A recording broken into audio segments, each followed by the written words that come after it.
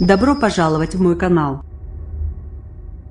Dès lors qu'Emmanuel Macron avait décidé de sacrifier au rituel des vœux télévisés, il avait vocation à dépoussiérer l'exercice, mais rien de tout cela, constate Alain Offray, sur le site internet de Libération, comme s'il voulait au contraire démontrer combien il est attaché au respect des traditions républicaines. Le chef de l'État a choisi de faire dans le grand classique, ajoute-t-il. Pour la première fois, Emmanuel Macron a présenté ses vœux à la télévision et il n'a finalement pas dérogé à la tradition, note également Grégoire Poussielgue, sur le site des Échos. C'était un passage quasi obligé.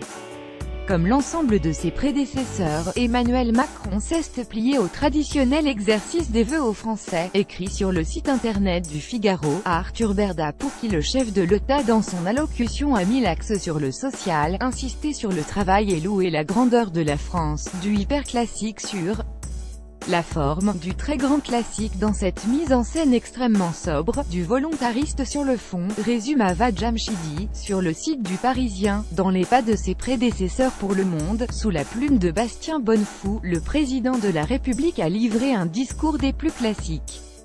Le chef de l'État s'est inscrit, ni plus ni moins, dans les pas de ses prédécesseurs. Il a profité de ses premiers vœux pour réaffirmer son identité politique et corriger son image, soulignait-il. Pas d'annonce inédite ni de bouleversement de la tradition des vœux présidentiels télévisés, et écrit sobrement Ouest France sur son site. Sud-Ouest a lui aussi vu des vœux pour le moins classiques sans annonce particulière mais avec la volonté de poursuivre la même politique en 2018, un discours très classique sur le fond et pas de grandes annonces pour les dernières nouvelles d'Alsace, l'Alsace mais également l'Est républicain ou encore le républicain lorrain.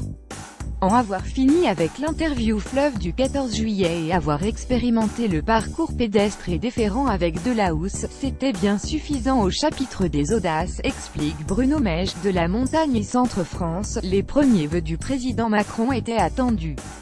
À la fois sur un ton solennel, pragmatique, ils auront laissé sur leur faim ceux qui attendaient des mesures concrètes, conclut Éric Marty, du Midi Libre.